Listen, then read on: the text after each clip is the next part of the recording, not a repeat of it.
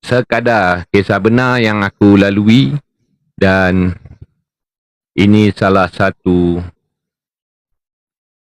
bukti yang anak aku hilang. Kejap. Oh, gambar besar sangat, so kecil sikit. Inilah anak aku. Nama dia Muhammad Zahiruddin Putra.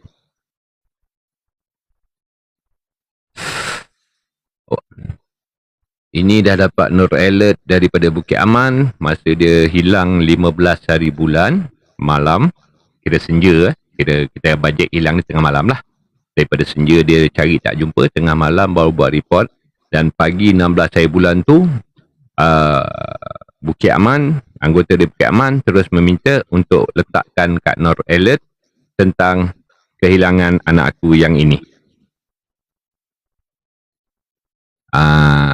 Inilah gambar. Mungkin gambar tak berapa jelas, minta maaf apa je. Kalau aku boleh besarkan, aku besarkan sedikit.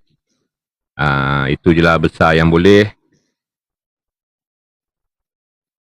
Muhammad Zahiruddin Putra bin Muhammad Fauzi. Inilah cerita untuk malam ni yang aku nak ceritakan balik.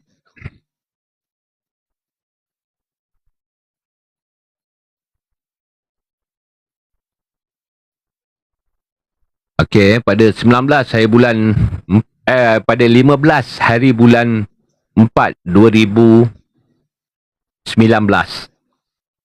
sebelah petang,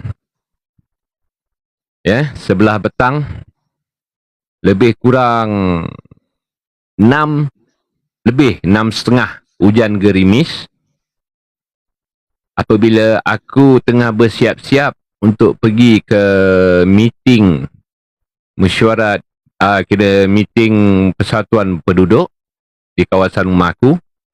Dan aku lihat di tingkap, waktu aku bersiap-siap tu, aku lihat di tingkap, aku melihatkan Zahir ini bermain hujan. Yelah, maklumlah rumah aku rumah flat kan, rumah flat bahagian tepi. Bila dia main kawasan parking, so Zahir tengah bermain hujan gerimis.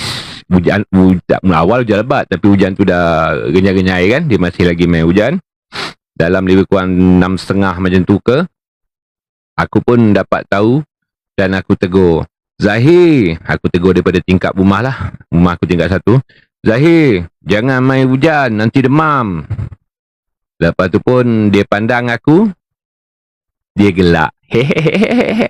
Lepas tu dia lari, duduklah main bawah flat aku. Itulah masa dan itulah kali terakhir aku melihat anak aku. Sebab tu, aku selalu terbayang dia, aku apa dia, bila terlalu rindu, aku akan duduk di kawasan parking itu. Dan aku cuba ingat kembali kehilangan anak aku ni. Walaupun dah 6 tahun, nak masuk 7 tahun dah kehilangan anak aku ni, masih lagi tak tahu di mana kehilangan dia. So, aku sekadar dah cerita, tiba-tiba ingat, kebetulan kan semua daripada aku, anak-anak aku, semuanya tiba-tiba terbayang Zahir. Tu ada benda yang kurang menarik lah. Benda yang baik ke tidak, tak tahulah. Tapi pada aku, benda yang sedih lah. Satu keluarga boleh rasa, anak beranak pun rasa, tiba-tiba teringat Zahir. So, malam ni aku ceritakan tentang Zahir. Okey. Pada 15 hari bulan 4, iaitu hari Isnin, selepas pukul 6, aku dalam pukul 7 tu pula, aku pun teruslah siap-siap, mandi apa semua, daripada 6 lebih tadi, aku nak bergerak ke Dewan. Lepas tu Dewan pun ada buat macam makan-makan sikit dan juga doa selamat. Dan lepas tu kita ada meeting. Okey, aku stopkan sampai situ. Dan di waktu aku meeting sampai dekat pukul 11 aku tak ada dengar apa-apa khabar berita pun. Dan bila aku dapat tahu daripada anak sulung aku, iaitu pada 15 hari bulan 4 tu, bila dah azan maghrib, dekat azan maghrib, anak aku yang perempuan dan juga yang lelaki dah mengajak Zahir ni, Zahir, jom balik. Dah maghrib ni, jom balik. Zahir boleh berkata kat kakak dia dengan abang dia, nantilah kejap. Zahir nak dengar azan ni. Lepas azan, Zahir naik.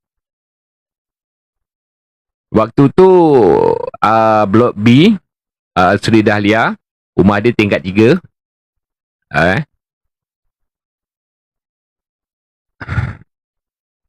Dan apabila emaknya baru balik daripada kerja,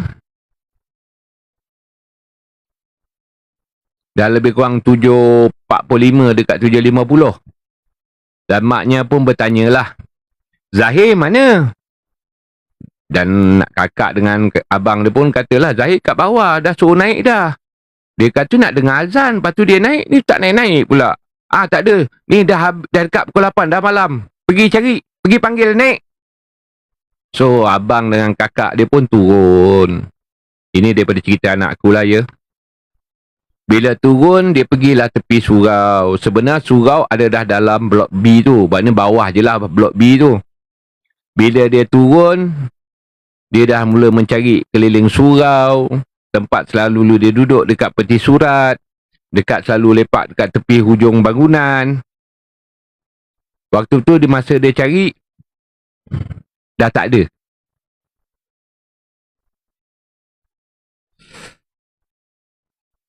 Masih lagi lah. Maknanya bila dia tak tu, diorang tak beritahu aku tahu lagi. Takut kata agaknya Zahir ni pergi rumah kawan-kawan tak. Dia dah lupa lah ni, dah malam. So kakak dia pun macam baran lah sikit.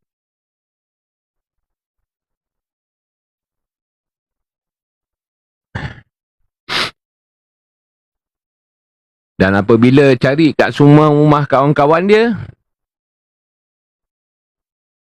lebih kurang dekat pukul 10 lebih. Barulah anak aku rasa mengalah, baru nak bagi tahu aku. Sebab dia dah tanya kat semua kawan-kawan dia, semua kata kita orang balik dulu, sebelum maghrib kita orang dah balik. Tak ada pun jumpa Zahir. Zahir tak ada datang ke? Tak ada. Daripada blok A, blok B, blok C, blok D, ada 4 blok Seri Dahlia ni, semua kita pergi tanya, semua mengatakan tak ada. Zahir tak ada datang pun. Di situlah kakak dia mungkin dah rasa risau. Barulah dia hubungi aku dalam pukul 10 lebih. Waktu pun aku tengah meeting. Dan bagi tahu, Bah, dia telefon kan, Abah, Zahir tak jumpa Zahir. Zahir tak balik-balik lagi. Jap. Kau beritahu apa ni? Maksud kau ni? Dah cari dah. Semua rumah kawan-kawan dia. Bagi tahu lah. Blok A, blok B, blok C, semua. Semua kawan dia kata tak ada jumpa Zahir lah. Jumpa Zahir sebelum maghrib je. Lepas tu masing-masing balik. Sekarang ni Zahir tak tahu pergi mana. Kira kau nak cakap Zahir hilang lah ni. Macam tu lah bah. Kakak dah tak tahu nak buat macam mana bah. Dah cari semua dah. Tak jumpa. Dengan tu jugalah. Aku kata tunggu kejap aku balik. Kita bajet dia masih lagi bermain lah. Bermain apa semua. Dalam lebih kurang 10 lebih dekat-dekat pukul 11.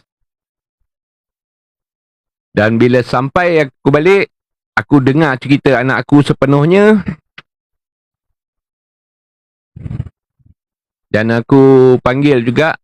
Mak Zahir adalah bekas isteri aku je.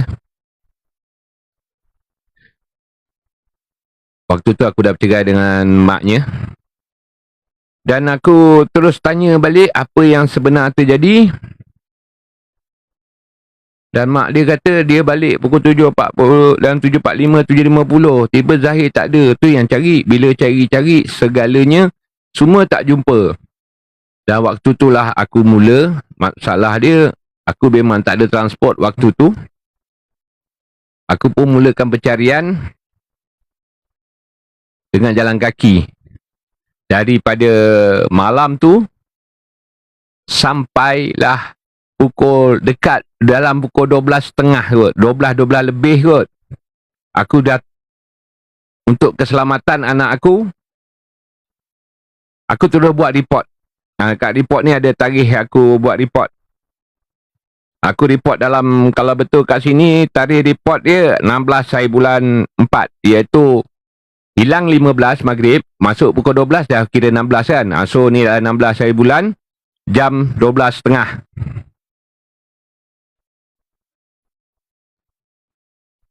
Mama Mary.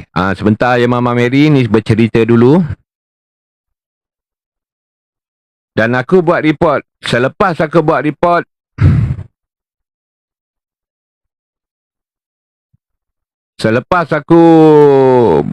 report, aku kena pergi IPD Kajang. Sampai lebih kurang susulan segala reportnya 2.30 dekat pukul 3. Barulah aku balik dalam 3 lebih. Terus aku ambil rotan. Bukan nak pukul anak aku, tak. Standby. Kalau malam-malam kan anjing ke apa ke, kita ada keselamatan. Aku bawa rotan dan aku pusing sekeliling kawasan rumah aku. Sampai ke subuh. Daripada subuh, aku balik-balik. Tanya maknya, dah balik belum? Mak dia kata belum lagi. So kita cari lagi. Kerana malam tu memang aku tak tidur. Aku terus mencari. Untuk dalam masa satu daripada ni, apabila kita buat report, belum lagi 24 jam, polis biasa menerima report tapi dia tak ambil tindakan. So report aku dah jalan. Tapi Alhamdulillah Bukit Aman dalam pukul 6 lebih pagi tu, dia call aku untuk wawarkan nota ini tadi. Nota yang ni tadi. So aku kata teruskan. Dan aku teruslah buat pencarian. Aku buat pencarian sampai ke tengah hari. Aku balik dan tanya balik, Zahir dah balik belum? Pun kata tak ada, tak tahu pergi mana. Ada tak kawan-kawan dia yang jauh-jauh? Semua kata Zahir mana ada kawan jauh-jauh, dia biasa main kawasan ni je. Kawan dia semua dalam Dahlia je atau Sri Mawar. So, dalam keadaan dah lembik, aku pun jalan kat Sri Mawar, tanya semua dalam apartmen Sri Mawar, semua kata pun tak nampak. Waktu tu dah heboh dah. Laporan ni dah heboh dekat Persatuan Penduduk Bandar Seri Putera, dan ramai pengurusi-pengurusi kawasan cawangan dari dalam Bandar Seri Putera semua datang jumpa aku dah. Dan diorang tolong wawarkan segalanya maklumat ni.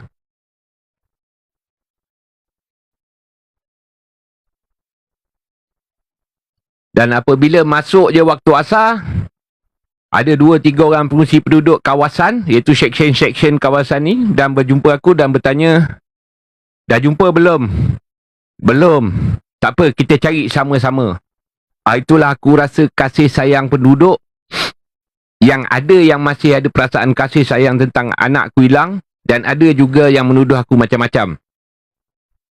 Hinggalah ke malam, aku mencari dengan keadaan tak berapa sihat, dalam keadaan aku memang ada penyakit prolaptis tahap kritikal.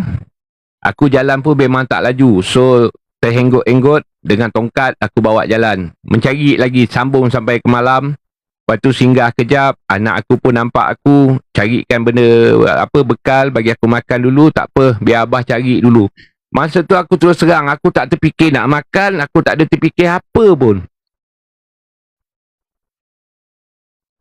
Sampailah hari keesokan hari je, sampai malam tu aku cari.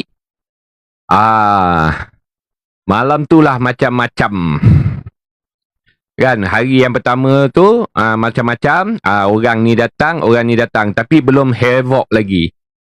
So aku diam, aku buat bodoh, aku cari seorang-seorang. Anak aku cari kawasan-kawasan rumah, aku cari kawasan tepi sungai yang berhampiran dengan hutan-hutan. So malam pertama, malam kedua tu dah mula rasa macam-macam. Tapi aku buat tak peduli. Semangat masa tu, aku nak mati-matilah. Yang penting, anak aku jumpa.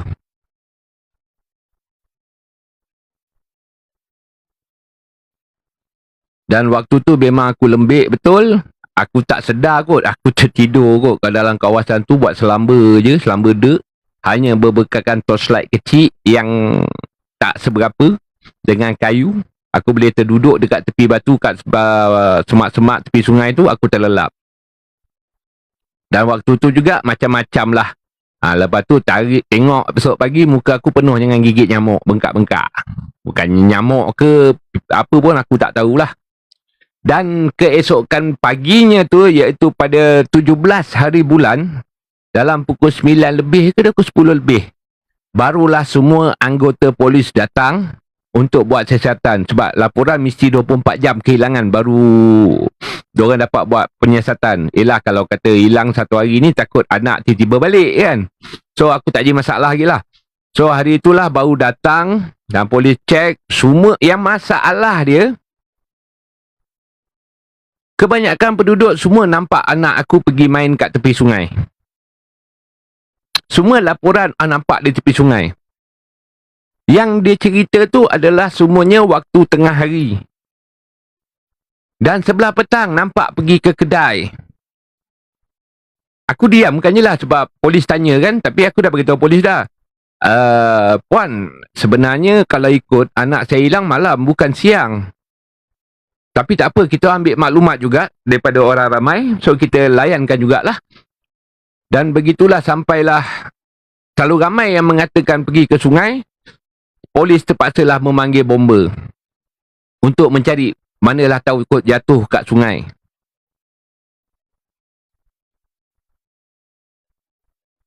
Dan polis dah mula buat kemah lah tepi sungai tu. Dan bila anggota bomber datang, dah masuk dekat pukul 2, pukul 3 kot, anggota bomber datang. Sebelum dia turunkan bot dia tu, anggota tu nak cari aku dulu. Mana bapak dia? Sebelum aku cari kat sungai, aku nak jumpa bapak dia. Apakah pengalaman segalanya? Aku nak tahu cerita daripada bapak dia. So pegawai bomber tu datang dan aku cerita, kamu yakin ke anak kamu turun ke sungai ni? Dan kamu rasa anak kamu hanyut ke? Jatuh dalam sungai ke? Macam ni lah tuan. Kalau mengikut jalan cerita sebenar, saya tak yakin pun anak saya jatuh dalam sungai ni tuan. Sebab penceritaan orang ramai, semuanya berlaku dalam tengah hari dan petang. Anak saya hilang senja, iaitu malam, bawa ke malam. Dan saya dalam pukul 6, sebelum dekat-dekat dalam 6.30 petang, anak saya dapat jumpa lagi. Saya tegur lagi anak saya, jangan main hujan, nanti demam. Dan anak saya ketawa dan turun pergi bawah flat. Tapi sebabkan kebanyakan orang menceritakan balik pada anggota polis, katakan anak saya ni nampak main turun kat bawah, main kat tepi sungai. Bila di situ pun anggota tua pun ada rasa macam baran sikit lah. Bapak dia dah cerita yang betul pun kita nak cek kat sungai ke? Betul ke kat sungai? Kalau ikut pada firasat bapak dia ni, selama saya mencari orang yang jatuh dalam sungai ke apa, ikut firasat dan bukti, anak dia tak ada dalam sungai ni. Lepas tu dia bertanya dengan pegawai polis tu, yelah, kami dapat maklumat daripada masyarakat mengatakan anak dia ada main kat tepi sungai. So kena carilah pencarian dekat sungai juga. Dan mula di situlah bomber pun buat pencarian dengan Jepam. Jadi masalah apa semua, semuanya ada rakaman dalam YT. Tak maaf, aku ada simpan sebesikit dan ada juga di dalam VTT aku. Tapi dah lama lah. Kalau nak buka dan VTT aku pun dah banyak lah. Dan waktu tu lah bomber pun berkampung kat situ, dengan polis berkampung kat situ, dengan Jepang berkampung tepi tu.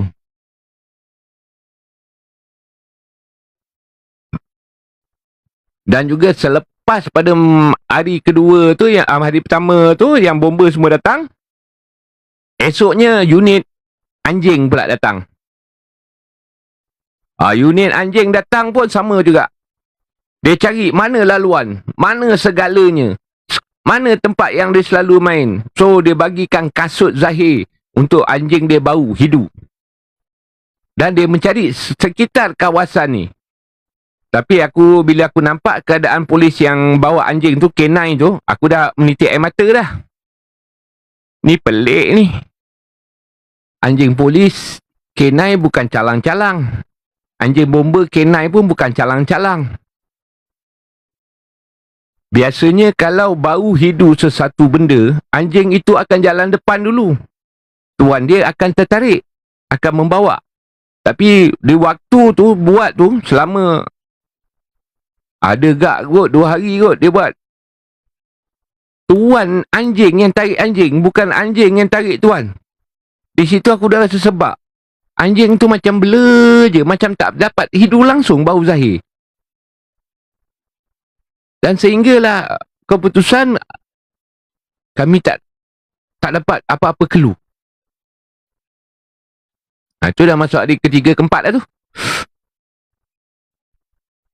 Dan waktu tu juga ramailah bila berita ni heboh, dan ramailah yang minta tolong. Bukan minta tolong, nak memberi pertolongan katanya. Bila nak beri pertolongan, okey, kalau betul nak tolong, tolonglah. Kalau kata ada pembayaran, saya tak mampu, saya cakap. Saya pun dah tak bekerja lama. Saya adalah memang pesakit prolaptis tahap sakit kritikal. Saya pun tak boleh bekerja. Saya berharapkan ubat tahan sakit dan juga fisioterapi. Dan adalah yang betul-betul jujur, alhamdulillah. Dan ada juga di antara anggota yang tahu bagai benda mistik ni, semua dia bagi tahu lokasi. Tapi tak dapat kesan apa. Dan anggota tu kata, "Cik, anak cik ni saya rasa tak ada orang kidnap, tak ada orang bawa ke, orang ambil colik, tak ada cik. Firasat saya, anak cik ni kena ambil alam sebelah." Dan kita pun benda tu mula wawar. Dan ada perawat yang datang pun bercerita yang sama juga. Dan diorang cuba. Dalam masa seminggu tu macam-macam lah, perawat ke apa ke. Yelah, sesuatu benda yang baik kan, untuk membantu. So aku carry on lah. Tapi aku dah bagi tahu, aku tak bekerja, aku tak ada apa. Dan aku pun tinggal berapa je yang ada lagi. Kebanyakan masa dia mencari, semuanya mengatakan, "Zahir masih ada cik. Zahir ada kat kawasan ni je cik." Tapi disorokkan oleh alam gaib. Orang alam gaib. Habis tu nak buat macam mana? Ada di antara perawat tu kata, "Saya dapat rasakan anak cik dia last main sini dan dibawakan kawasan sini. Di kawasan Semak ni dekat-dekat kawasan Pencawang. Bersebelahan je di lereng bukit." Itu yang pertama lah. Saya rasa kalau boleh cik malam ni, kalau boleh seorang-seorang ke apa ke, cik cuba duduk. Saya buat daripada jauh, saya minta tolong apa segalanya. Dengan tak fikir apa, pukul 12 malam aku jalan seorang-seorang dengan torchlight kecil, berjalan kaki, duduk dalam semak-semak tu, duduk sampai subuh.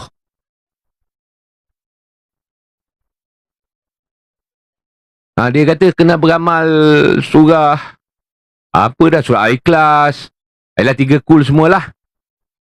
Dan dia suruh baca ayat kursi. Aku dah pening dah ni, tapi orang suruh carry on lah. Dan niatkan untuk anak cik pulang. Jalan juga zikir, Ya Hayyum, Ya Qayyum, Ya Hayyum, Ya Qayyum. Itu je cik. So kita jalan lah. Dan malam tu juga memang berbanyak benda mistik lah sampai. Banyak benda pelik lah sampai. Tapi sebabkan dalam kepala memang dah, aku cakap sebenarnya dengan tidur tak cukup, dengan apa, kepala tu aku cakap minta maaf lah, mungkin dah mereng kot. Dalam kepala aku kata, kau peduli apa kau datang semua, aku nak jumpa anak aku bukan kacang kau. Macam-macam makhluk datang. Ada yang tanya aku buat apa kat sini. Ada yang tanya aku nak bunuh aku kat sini. Ada yang nampak kawasan Semak Samun tiba-tiba nampak macam padang penuh budak-budak main. Ada nampak perempuan tua segalanya. Pocong pun pocong, tak tahu pocong yang macam mana. Aku pun tak kerti nama pocong tu dah. Kakak cantik, macam-macam kakak cantik aku jumpa. Tapi itulah malam pertama kan. But cumanya nampak berjauhan. Tak dekat pun. So, pagi tu aku balik dan aku bagi tahulah. Orang tu call, macam mana cik malam tadi apa semua. Saya dah buat, tak nampak. Saya nampak anak cik ada kat situ. Tapi macam mana cik boleh tak nampak ya? Itu yang aku payah nak jawab tu. Kalau korang boleh jawab tak? Ada dah kat situ. Tak apalah. Kalau betul malam saya buat. Cuba cik lagi malam ni. Buat juga lagi. Boleh kan daripada selama berapa tahun. Itulah kerja aku. Berjalan, lembik. Lalu kat sungai jalan berbatu bukan jalan raya. Jalan pasir batu. So hari kedua buat juga lebih kurang sama. So aku rasa aku dah tak boleh dah, kata badan aku tak larat. Sebab tak tidur. Tak apa cik, tak apa. Kita cuba je. Cubalah, tak apa. Dan yang kedua, esoknya tu aku tidur. Dan aku pun dapatlah tidur dalam 2 jam kot. Lepas tu kepala jadi pening, badan jadi lemah. Tapi tiba-tiba terbayang anak. Terus turun dalam keadaan wahayang mencari lagi. Datang lagi orang. Minta tolong bermacam-macam begini. Ini first yang aku kena, yang aku sakit hati. Iaitu, tak maaf bergelar ustaz. Mengajar takfiz. Tapi kat mana aku tak nak sebut lah ya. Dia hubungi aku.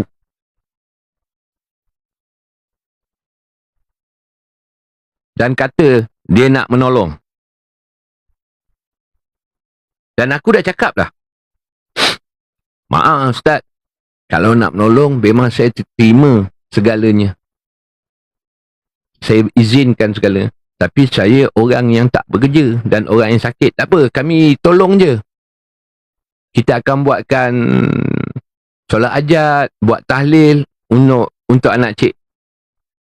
Kami tolong je.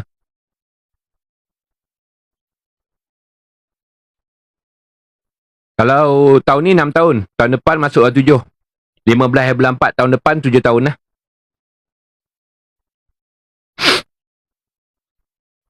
So kita cari pencarian. Aku skip. Selepas 3 hari. Hari keempat. Ustaz ni telefon. Cik. Kami dah buat dah solat hajat. Semua budak-budak takfiz. Dan kami juga buat bacaan Yasin. Kita buat segalanya. Untuk anak cik. Alhamdulillah aku cakap. Apa pergambaran beritanya? Maaf cik. Kami hanya tolong begitu je. Okey, macam tu tak apalah. Terima kasih. Tapi cik. Ada tapi tu. Kami cik. Mohon cik memberi sumbangan pada takfiz kami. Ustaz. Ustaz kata tadi menolong. Bukankah saya dah bagi tahu Ustaz? Saya tak ada apa-apa. Yelah cik, malau macam mana pun, kami dah buat cik. Untuk pencarian anak cik, buat apa. Maaflah Ustaz, untuk masa ni saya tengah tak ada duit dah Ustaz. Okeylah, aku ingat kes tu selesai . Selama 7 hari dia telefon aku nak minta duit sumbangan. Itu Ustaz ke apa? Alasan dia anak tu. Sehingga aku suara dah meninggi sangat. Ustaz, macam ni . Kalau Ustaz nak duit tu juga, Ustaz pergi buat report dekat balai sekarang. Tuntut dekat balai tentang saya. Ataupun, saya buat report, Ustaz masuk dalam. Ustaz ugut saya dah ni. Saya dalam keadaan susah, Ustaz buat macam ni. Ustaz ingat Ustaz apa? Kalau tidak, jom. Lepas ni je, habis call ni saya buat report terus. Ustaz, cuba mengugut saya. Kata menolong, tiba-tiba minta duit pula. Lepas tu langsung tak ada call lah. Selepas daripada tu lah, dekat-dekat 2 minggu lepas kejadian, adalah orang yang dekat kawasan ni, nama dia Zam, duduk di apartmen Seri Mawar. Dia mengenal aku, dia pun orang kuat persatuan. Dia bagilah motor dia. Motor kecil dia tu. Uzi, ni motor. Aku tahu kau tak sihat. Kau nak cari macam mana tu kau guna motor ni. Ni je lah aku dapat bantu kau. Supaya kau boleh pencarian tu makin boleh jauh dengan kawasan-kawasan sini ke apa. Itulah aku ucapkan terima kasih banyak pada Zam yang duduk di Apartment Mawar. Itulah pencarian aku. Aku dapat berjalan lagi jauh, cari apa. Dan setiap mana sahaja lorong aku masuk. Lebih kurang setahun aku pencarian aku. Dan selepas pada tu, ada di antara kawan-kawan aku yang datang beri pertolongan juga. Sebelum ni ada, tapi diorang gitu-gitu je dulu. Sebab tak nak kacau, sebab urusan polis. Lepas 3 bulan pun, 4 bulan, polis buka kemah. Daripada kat sungai tu lah. Dan aku tanya polis tu, macam mana bang, kawasan ni bang, masa mencari.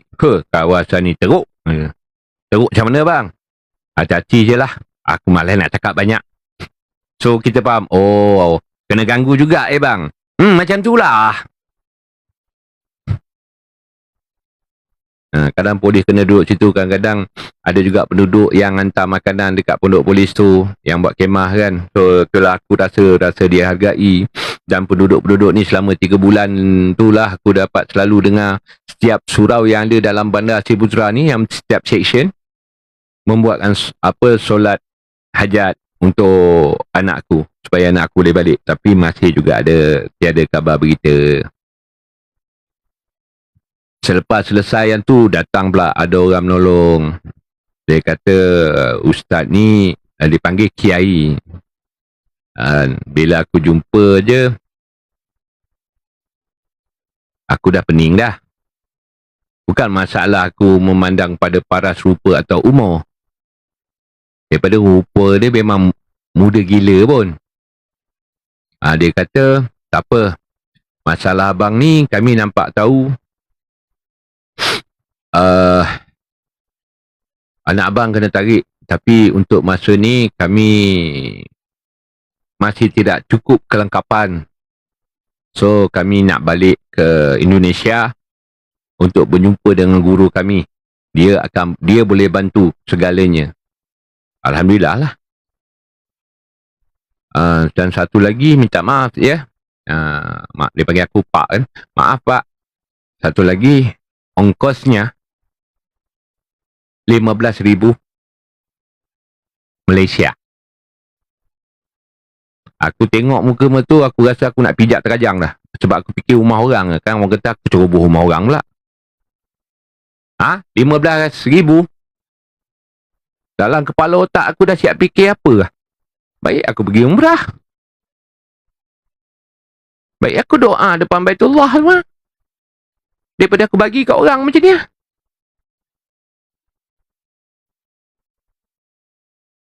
So aku cakap dah. Aku tolak. Lepas tu pun dia buat telefon. Tak apa Pak. Guru saya sebut, tiba-tiba boleh telefon lah. Guru dia sebut, tak apa sebab mau menolong RM10,000 Malaysia saja Pak. Guru sebab kesian, sebab tu dia mau letak RM10 Malaysia. Tak apalah, saya tak ada duit, cancel lah. Kami datang ni pun sebab ada orang bagi tahu kamu nak tolong. Ini bukan tolong, ini marketing ni. Kamu nak duit.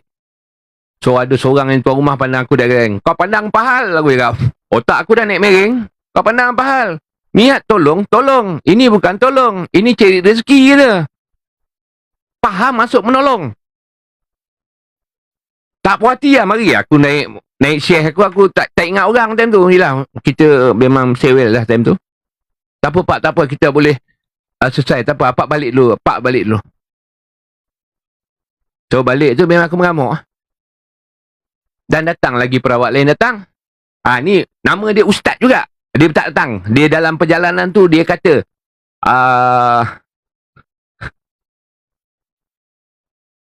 itulah tu. Gaduh-gaduh nak join.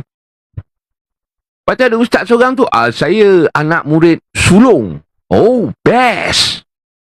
Jadi pada satu tempat perubatan yang terkenal, boleh cik bagi alamat rumah, saya nak datang, nak tengok. Saya datang nak tolong je. Cik bagi alamat rumah, saya sampai.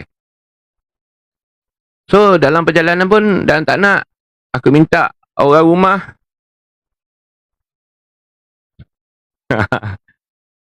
Bila sampai kat rumah je, ada orang datang tak? Aku tanya isteri aku. Tak ada pun. Ada ustaz kata nak datang. Dia nak datang on the spot. So, tunggu. Tunggu. Bulan tak timbul-timbul. Lepas tu dia call. Cik, minta maaf cik. Oh, sebabkan sibuk apa. Cik boleh bagi alamat sekali lagi tak? Aku dah panas hati. Aku pun bagi alamat. Ui, jauh makcik ni juga dari tempat saya ya. Habis tu, cik datang sini lah. Saya tolong. Macam ni lah ustaz. Mengikut pepatah bapa saya, kalau berjanji, kalau hari ketiga tak sampai, jangan percaya dah orang tu. Saya pun tak minta ustaz tolong pun. Masalah ustaz yang nak menolong kan. Sekarang ni tak apalah ustaz. Saya pun tak minta ustaz tolong. Cukuplah. Saya ni pegang pada janji. Kan? Sebab bila ustaz dah cakap macam ni, saya anggap ustaz ni pembohong je lah ustaz. Tak payahlah telefon lagi, okey? Agak dekat seminggu dia telefon nak minta tolong. Tak apa ustaz, saya tak nak pertolongan ustaz. Ustaz penipu. Itu mulut akulah. Orang minta tolong menipu macam tu, aku cakap direct. 3 hari aku dah tunggu kau tak datang, mana kau pembongak. Dan datang lagi orang. Wah, ni daripada Gombak ni. Tak payah tanyalah siapa kan. Aku cakap kawasan besar. Dia datang, dia buat pom-pam. Rupanya marketing juga. Berderau dah darah aku. Lagi dahsyat.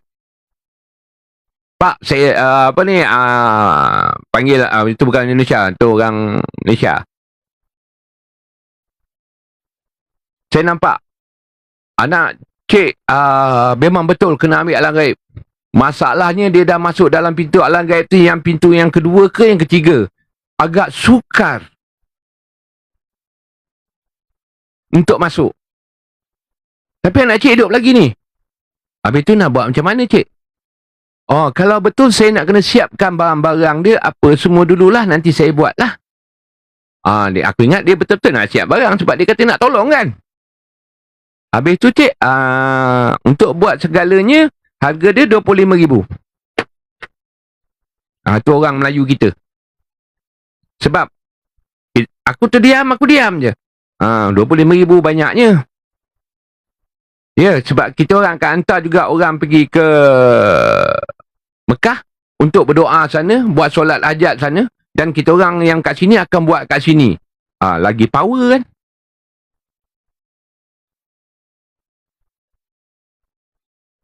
Lepas tu aku cakap, minta maaf lah cik. Cik kata sekadar nak menolong, kita sabar je lah kan. Saya dah tak ada duit dah cik. Habis dah duit saya. Saya pun tak bekerja. Lepas tu boleh ugut aku pula. Cik ni lebih penting duit ke atau nyawa nak? Agak-agak kau rasa macam mana? Macam ni lah. Betul lah tu. Nyawa anak tu penting kan? So cik penting duit ke nyawa anak? Aku dah tak ada duit. Aku nak bagi macam mana? Tak apa, saya tanya balik. Yang orang yang betul-betul ni, dia boleh buat kerja tak? Kita harap orang-orang daripada syekh daripada sana juga. Dia main syekh pula dah.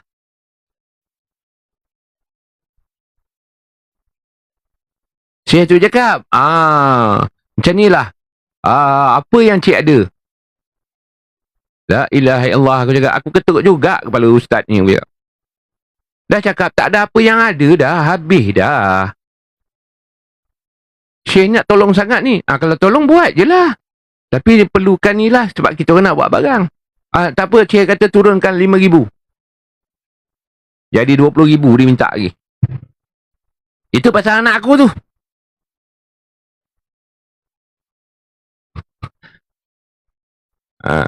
Lepas tu dah tak nak. Turun RM18,000. Turun lagi. Ada diskaun ni. Pun minta tolong pun macam beli barang tau.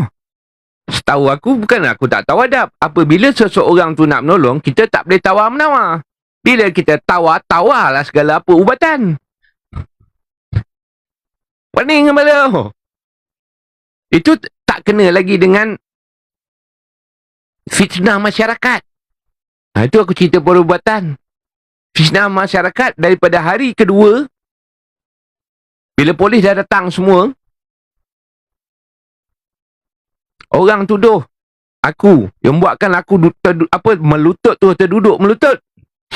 Orang tuduh aku jual anak tujuan untuk jual organ. Mana top kata aku. Nak jadi gila aku time tu.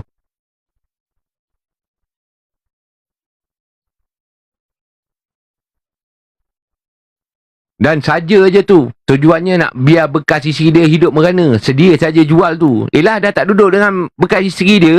Mana-mana punya cerita pun aku tak tahu. Sedangkan aku dengan bekas isteri tu baik je. Selalu je datang rumah. Dengan isteri aku yang ini pun pergi shopping, aku tinggal seorang. Rasa nak cari lagi seorang. Macam tu lah perangai aku. Tak? Kata dah kahwin boleh duduk bersama, jalan sama. Dapat dengan bekas isteri ni. Yang ni pun ngam lain macamnya. Bila pergi shopping, tertinggal aku seorang-seorang. Tiba-tiba jadi hal, orang tuduh macam tu. Dan orang bekas isteri aku pun pergi rawatan. Semua tuduh aku macam tu. Tok bomoh ke lah. Aku peduli apa aku. Itu pengalaman aku kan.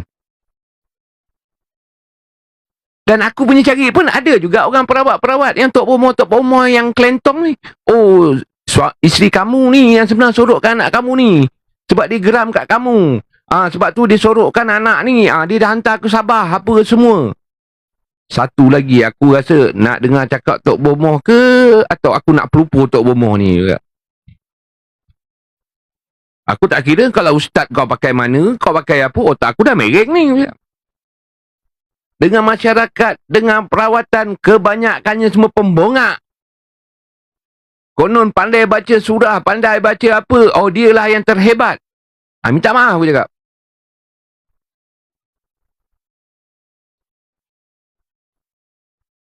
Itu pun tak banyak dia tolong. Kopak gak lah duit aku. Lepas pada tu aku pun jumpa bekasi aku tanya. Orang tu tanya aku macam ni kan. Agak-agak kau macam ni ke? Aku yang tak tentu arah. Itulah tu. Aku pun dengar orang cakap macam ni ke? Kata kau yang sorok anak. Kau dah bawa anak balik Sabah. Hebat tak? Mana ada? Itu kata orang. Jom. Mana tempat yang kau kata tadi tu? Orang tu kata aku curi itu. Apa? Aku yang jual anak. Apa semua tu? Sorok anak. Jom kita pergi berubat. Nyaris-nyaris. Tak bangun tok bomoh tu. Itulah kerja aku.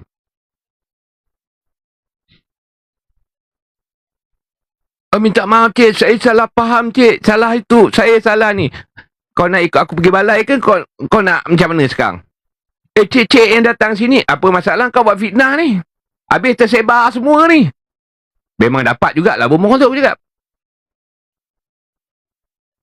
Aku memang tak puas hati kat kau sekarang ni. Kau nak settle ke tak nak?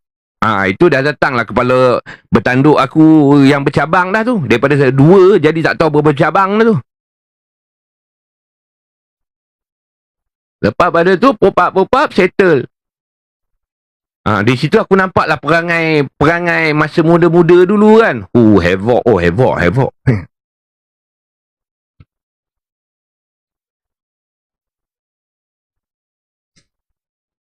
Dan bermacam-macam lah aku nak bercerita pun masalah rawatan ni.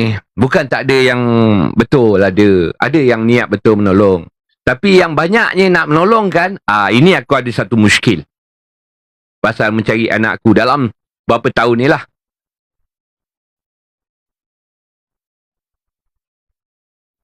Tiap kali dia nak datang rumah aku je kan, mak dia sakit. Tiap kali dia datang je, isteri dia sakit. Tiap kali dia nak datang je, anak dia sakit. Lepas tu, aku tak kira aku nak datang tu. Niat aku nak menolong je kot brother ni katanya. Kali keempat dia datang, bang, saya tarik diri bang, saya tak berani bang. Lain macam bang, kenapa? Belum pernah saya kena macam ni. Hari pertama, hari kedua, hari ketiga, masuk hari keempat saya nekat. Satu keluarga saya sakit bang, saya minta ampun, minta maaf bang. Saya tarik diri.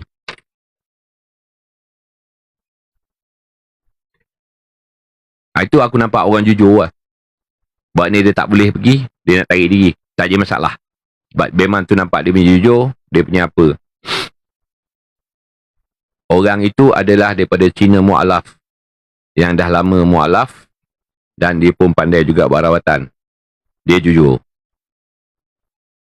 Dan begitu juga selepas bertahun, tu orang nama Amri tu pun ikut join sekali cari anak aku pada itu hari. Sehingga brother tu, tak sebut lama kan, brother tu cuba buat, dia cuba nak tarik semangat anak aku. Cara tak langsung, dia tanya dalam adik-beradik dia, kat siapa yang paling dia sayang. Oh, ni kakak dia. Bawa kakak dia sekali. So aku pergilah tempat yang semak tu, dekat kawasan Pencawang tu, dan cuba tarik. Dia cuba tarik semangat Zahir tu dan masuk ke anak aku, perempuan, kakak sulung Zahir. Tolong tak tu, escort. Bukti. Bila dia masuk, bila bagi salam, dia boleh bagi salam. Bila tanya nama, terus dia sebut nama penuh dia, Bin. Terus abang tu bawa balik rumah. Bila bawa balik rumah, anak aku yang perempuan tu memang perwatakan dia seperti anak aku yang hilang, Zahir. Dan di situlah ada penceritaan yang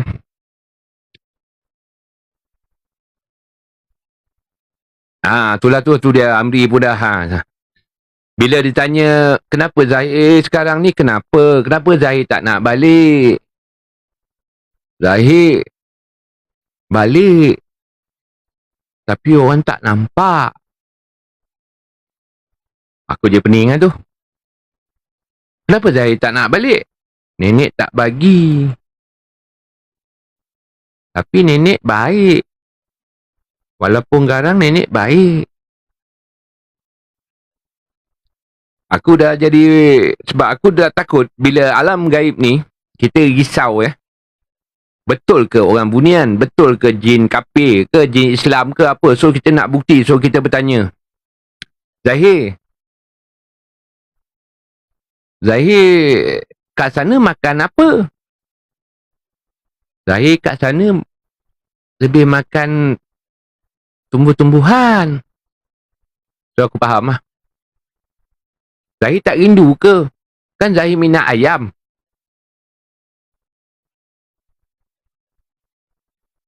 Itulah dia faham tu, Amri. Kan, bila dia balik tu, dia nampak ayam. Memang sebiji. Anak perempuan aku jadi macam Zahir. Dia makan ayam tu dengan happy, dengan gelak tawa dia tu. Dia sedap. Ni. Zahir makan dulu. Nanti Kang, Zahir tak nak balik ke? Zahir seronok duduk sana. Di situ kalah. Brother tu bila dia cakap Zahir suka duduk sana, memang kata aku yang ni aku kalah. Sebab hati dia dah tertarik di sana.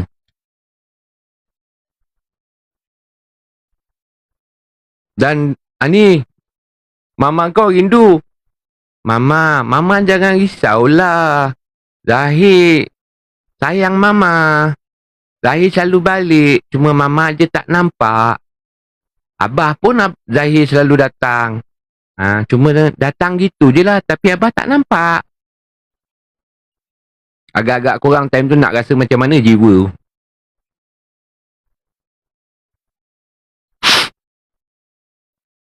Tiba-tiba, Bah, Ma, anak balik. Nenek dah datang. Zahir kena balik. Dan terus, lepas tu pulihkan. Tak sempat nak buat apa. Teruslah tukar balik. Jadi anak perempuan aku balik. Time tu Zahir tu tak dapat apa pun. Sehingga kan kain ke apa, kegemaran dia apa semua aku dah standby. Supaya brother kata, ni barang-barang ni letak dekat rumah mak dia je. Mana tahu Zahir balik, nanti pakaikan apa yang dia nak ni. Langsung dah tak datang-datang. Tak tahu apa khabar cerita. Dah masuk 2 tahun. Setahun lebih 2 tahun. Aku baru belajar nak buat live. Dia lebih kurang setahun ke 2 tahun. Setahun kot. Aku baru nak belajar. So aku belajar. Dan aku ikutlah geng-geng paranormal. Selepas pada itulah Setiap kali aku mencari kat mana ada tempat, aku akan buat. Mula-mula aku buat rakaman. Dalam PKP pun aku tak kira. Aku jalan juga. Nak kena tangkap, tangkaplah. Aku peduli kan. Sampai aku pergi kat balai. Tak apa cik. Untuk cik boleh. Tapi hati cik sekarang ni tengah. Tak apalah cik. Saya jalan seorang. Saya tak bawa siapa pun. Saya tak boleh tahan. Orang polis tu pun dah bajet dah. Aku ni macam dah sewel. Aku PKP jalan seorang-seorang. Bawa kamera, rakam. Untuk bukti. Sebab aku fikir. Sebab orang dah tuduh aku jual anak. Aku yang bunuh anak. Aku terpaksa buat. Tiba-tiba anak aku balik. Tu bagi alasan lah tu. Baru nak letak kan. Aku fikir semua. Sebab tu aku buat rakaman. Sehinggalah aku dapat tahu. Boleh buat live. Dan mula tu lah aku buat live. Tapi penghinaan tetap kat aku. Sebab diorang tak tahu cerita awal kan. Apa dia dah tua-tua pun nak buat paranormal. Bagi orang muda sudahlah. Bila masa pula aku buat paranormal. Aku tak buat paranormal. Aku buat live ni semata-mata mencari anak aku yang hilang. Kata orang, anak aku ditarik alam gaib. Tapi bila aku cerita balik, lebih kurang kan paranormal. Ikut korang lah nak kata apa. Sebab tu pada aku dah biasa buat live kat sini, macam-macam makhluk aku jumpa. Tapi aku kata, aku tak cari engkau, kau datang pahal. Kau sorok anak aku ke? Kepala otak aku time tu jam lah.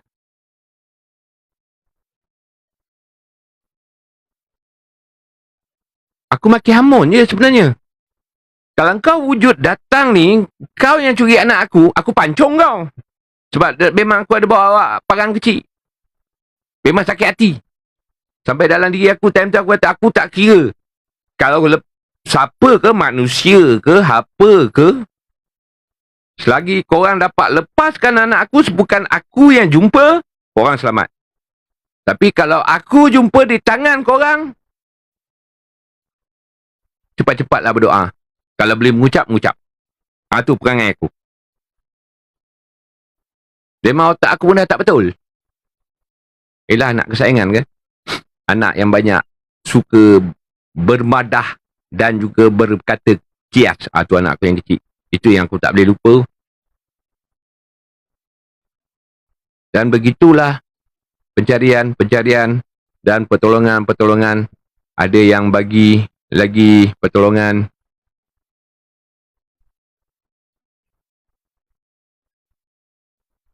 Tak dapat aku nak cakap. Sekadar inilah gambar-gambar. Ada yang sponsor aku buat baju. Bagi aku buat baju. Dan aku pakai baju ni beberapa tahun lah. Kadang-kadang aku pakai juga kat rumah. Kadang-kadang aku jalan juga. Ni dia. Aku pakai baju ni lah. Supaya orang boleh ingat. Inilah motor kawan aku yang dia bagi. Dan aku gunakan. Bertahun jugalah dengan aku. Lepas habis tu dah okey.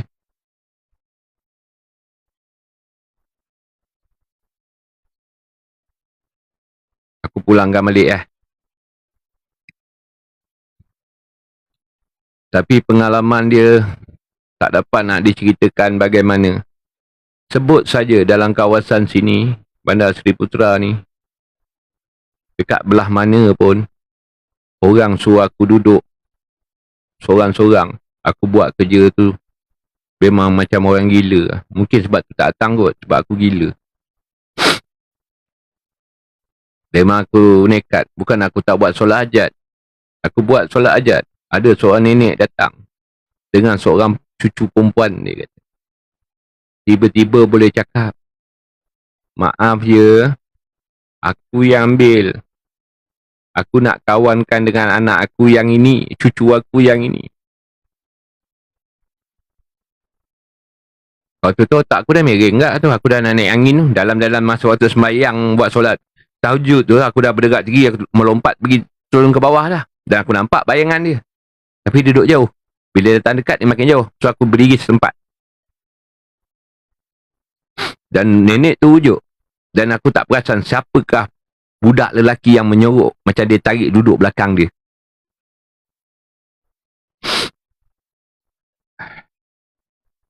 Dan dia mengaku dia ambil. Dan aku cakap, macam ni lah. Aku tahu kehebatan kau. Allah bagi kelebihan pada kau. Tapi aku nak anak aku balik. Kau nak berkawankan anak aku dengan cucu kau pun, aku tak heran. Aku kata persilakan. Tapi yang aku marah sekarang ni, kau ambil dalam keadaan colek. Kau tahu aku siapa kan? Tu masa tu ayat dia je pelik Aku tak pernah pun ketegah kau nak berkawan, kau nak berapa ke, aku tak pernah ketegah. Tapi bila kau colek ni, aku tak boleh maafkan kau. Apa nak jadi, jadilah. Bila nenek tu undur, datang orang berbulu.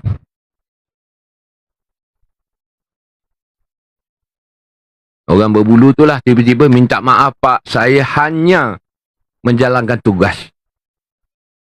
Apa pak-pak ni, kau endon ke orang apa ni? Dah muka berbulu. Semua badan dah macam gorila. Nak tak nak, dengan tak tahulah serta-merta, dengan zikirullah, dengan doa, tiba tangan berat macam menghantar jurus. Teruklah dia kena. Memang teruk. Ampun pak, nasib baik tak ada kapak. Itulah, schedule kapak lambat sangat bagi. Kalau tidak, kapak-kapak tu aku bagi kan. Lepas tu minta ampun. Jangan saya salah saya pak. Ini amanah kepada saya kena ikut. Di situ juga aku dapat satu ilmu. Maksudnya, kalau jin ni, kalau dah bertuan, kau buat apa pun kan lah. Mampih lah. Kau bunuh pun dia buat bodoh dia. Paling tidak, ampun pak. Paling penting balik rumah aku sapu minyak cakapak. Pening kepala aku. Dan di situ juga, brother yang tolong itu hari pun cuba mengkaji. Siapa? Jalan cerita dia pecah kepala. Satu Malaysia dia bukanya. Orang ni, cucu dia pakai warna apa, rambut macam mana, apa semua. Dia ni daripada warisan dekat belah sini. Macam mana dia boleh sampai sana? Macam mana kalau betul cerita pasal nenek tua dengan cucu ni pun adalah cerita yang berlaku dekat satu daerah tu. Sampai sini dia datang. Kita dah jadi, aduh, ni cerita apa pula ni. Tapi aku percaya je lah, alam tu tak ada benda yang mustahil. Dia boleh pergi mana je. So aku tak anggap dan bercerita. Sadis juga. Hinggalah beberapa tahun. Dan aku buat. Siapa nak tahu cerita yang selebihnya, dalam VTT aku ada. Yang mana aku ingat aku cerita. Aku rasa cukuplah untuk hari ni aku cerita. Dah dekat sejam dah aku cerita. Pun cerita tak habis lagi. Sehingga, cuma aku cakap, sehingga ke hari ini, di saat ini, masih belum dengan khabar zahir yang nyata. Khabar zahir yang gaib ada, tapi yang nyata tak ada. Faham ni lah. Kalau rasa tak faham, anggap ajalah aku gila ya. Itulah cerita-cerita yang sikit yang boleh aku ceritakan untuk malam ni. Dengan apa segalanya. Apa kata kita minta Tuan Hero untuk pencerahkan apakah maksud-maksud kejadian dan pengalaman yang boleh kita jadikan sesuatu yang baik untuk membuka minda kita. Silakan Tuan Hero. Assalamualaikum warahmatullahi wabarakatuh. Waalaikumsalam warahmatullahi. Kejadian Kuat sikit Tuan Hero, tak boleh dengar. Dan tutup echo. lupa pula. Hmm. Segala kejadian yang berlaku ni, Allah Ta'ala